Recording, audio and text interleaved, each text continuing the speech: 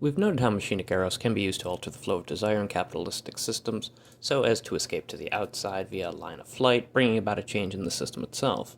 Eros tied to sexual or libidinal desire is important to Marcuse as well, as noted in One Dimensional Man, whereby via surplus repression, men are overly repressed far beyond the need to simply safeguard civilization in the Freudian sense, which robs them of their sense of fulfillment in life, forcing them to become mindless consumer slaves that end up losing their ability to think critically and analytically, lost in commodity fetishism.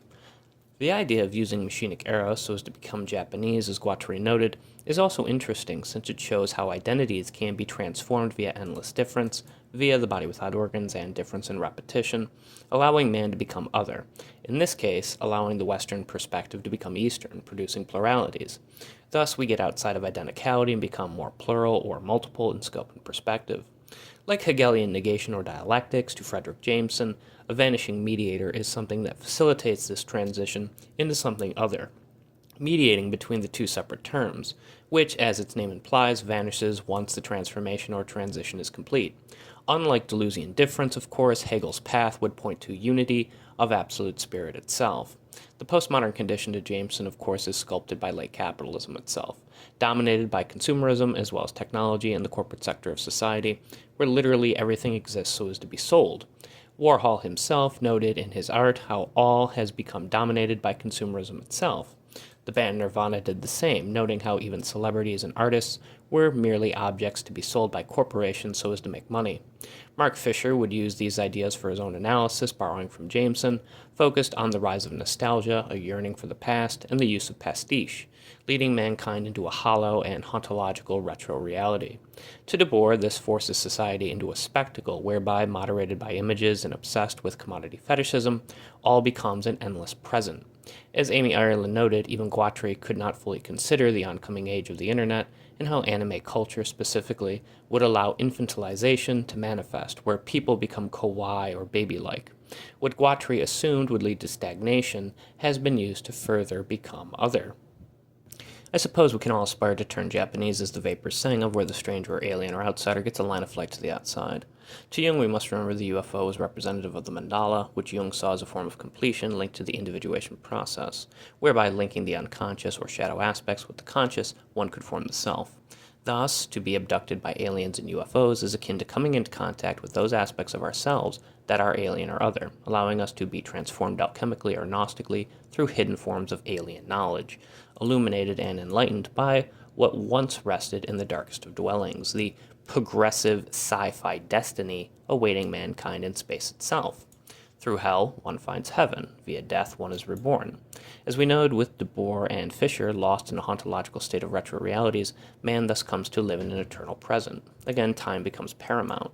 This eternal present links, as we previously noted, both with St. Augustine's notion of time as well as Bergsonian duration, understood through intuition, which makes time subjective. Via the transcendental notion of Kantian time, to land the horizon of philosophy is based on the sense of time itself.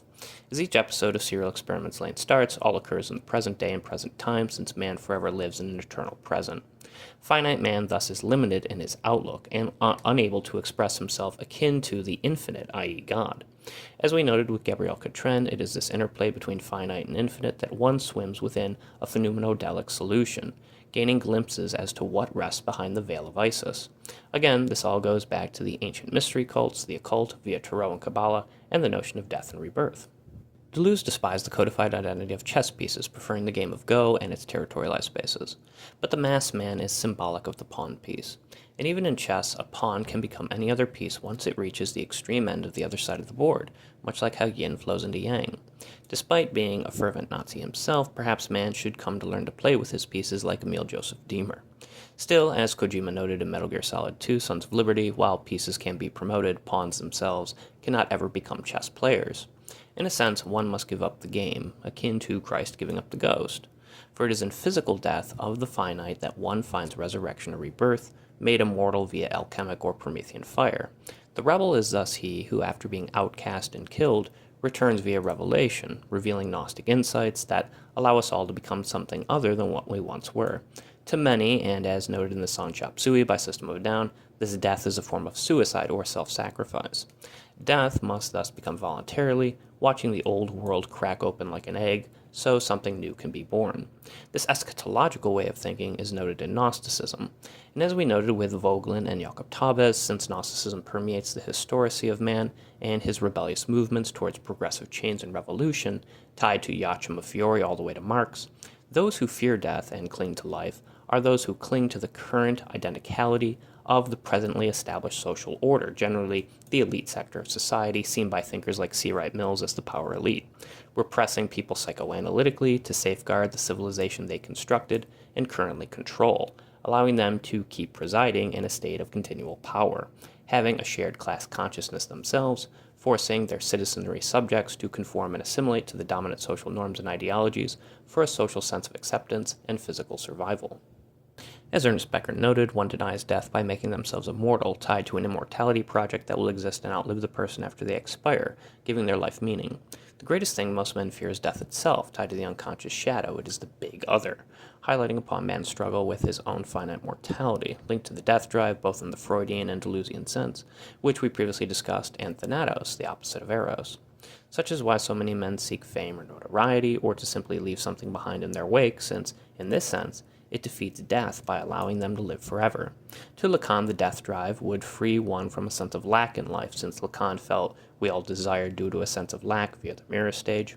To Land and Deleuze, the death drive was not to be seen as a physical death like Freud viewed it, but as a zero state of intensity, where the body without organs equals zero, tied specifically to the deterritorialization process. We have noted how this connects to bataille and transgression and Lacanian jouissance, going beyond Freud's pleasure principle, noting how this feeds into many fascist tendencies in our prior video, aborting the human race. Again, Bataille was called a surfascist, since his ideas of transgression correlated in many ways to the psychology of fascism itself. But again, desire works two ways at once, as we noted with machinic eros. And like fighting fire with fire, or technique with technique, as Ellul noted with Marx and the proletariat, the flow of desire can be altered to our own advantage, even to the point of using fascist tendencies to defeat fascism itself.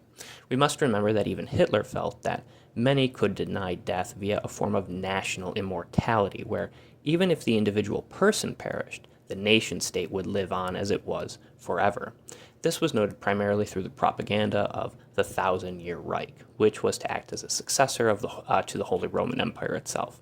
As such, one must always be cautious of those who do not wish to ever die.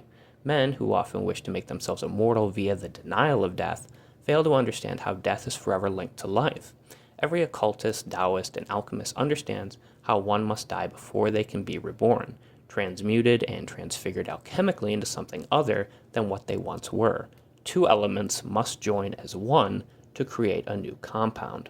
The notion of sacred sacrifice works two ways at once. It can produce Nazi propaganda, or it can work as an antithesis to such a system as Bataille believed.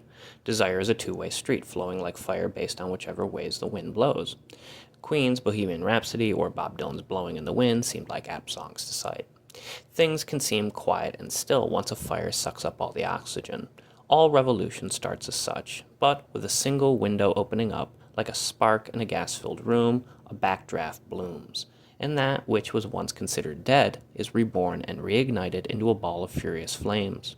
Such is the breath or pneumatic spirit behind every backdraft, whereby the rebel is reborn from out the seemingly extinguished flames, flying like an eternal phoenix.